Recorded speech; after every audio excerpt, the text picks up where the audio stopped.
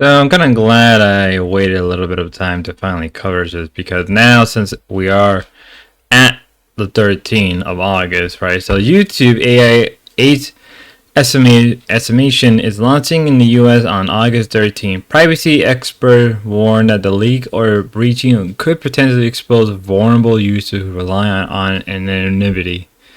YouTube has only confirmed that it won't retain data from a user ID or a payment card for the purpose of advertising, with experts convinced the information will be used for other purpose. So that can mean a lot of things. So let's read this.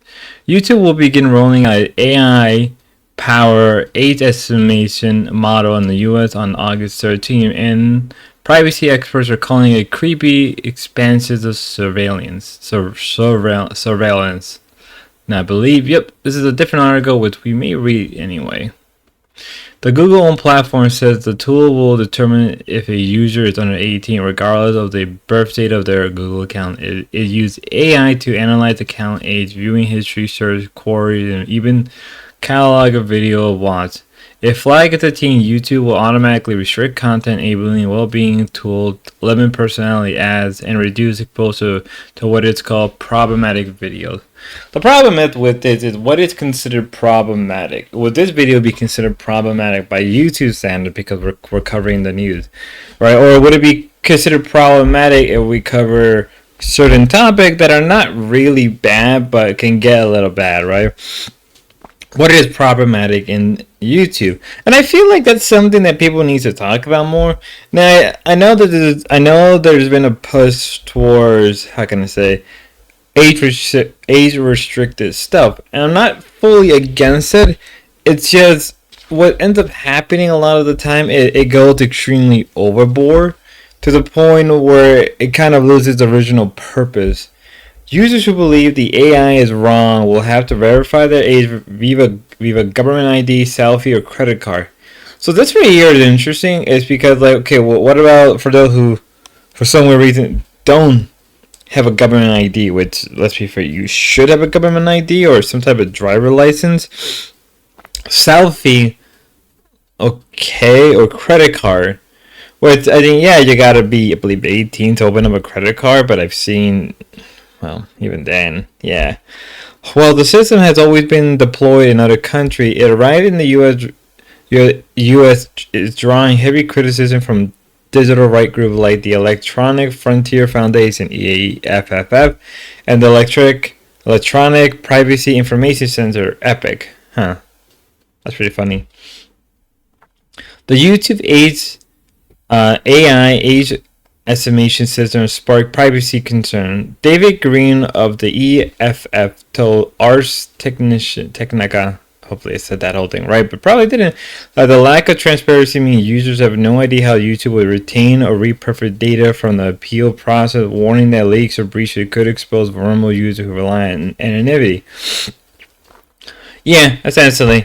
Because, like, one of the most important thing about, let's say, doxing or anything like that is vulnerability on the server side, right?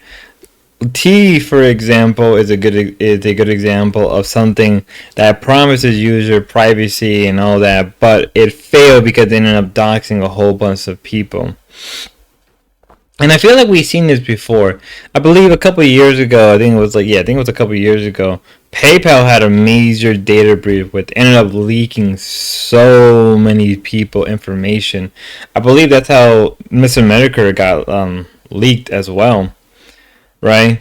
From Epic said the company hasn't explained how long such data is stored, whether it's sold or quickly deleted, calling the increase of surveillance. I'm saying it so wrong.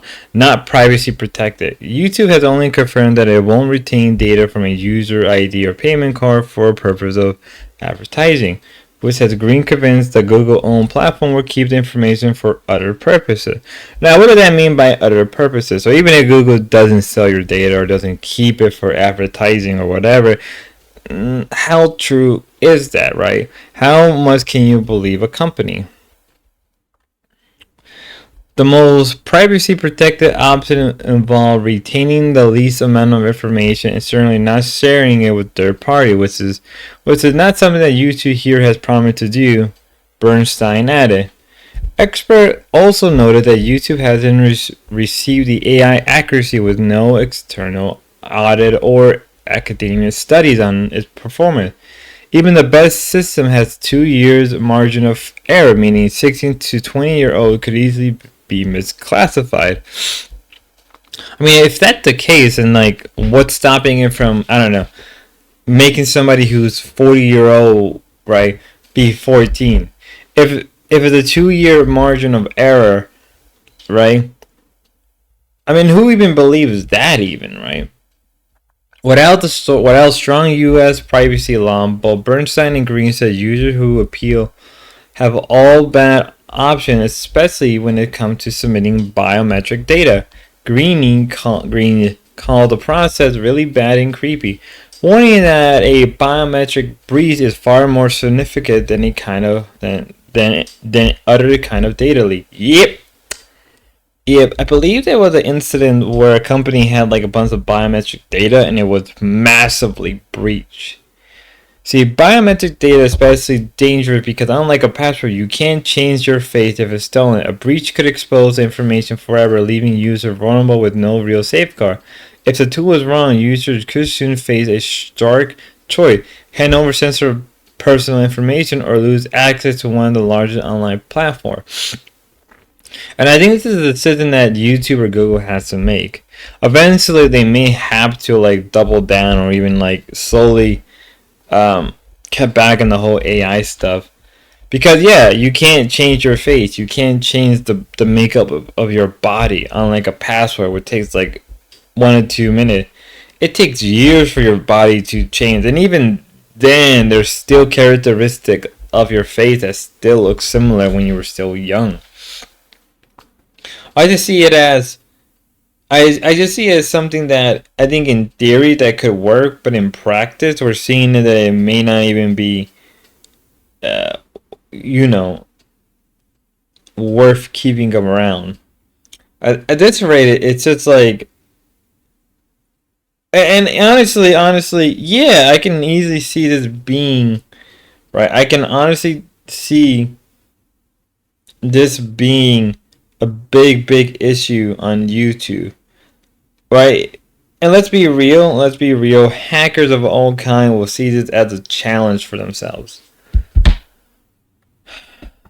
Now, obviously, we still have the YouTube brings AI age estimates to the U.S. and some users will need to show ID. And I think I don't know if I covered this or not, but essentially, yeah, you're gonna need to show some type of proof for your age on YouTube. Which, if the 2 year error of margin is true, oof. Till next time, God bless.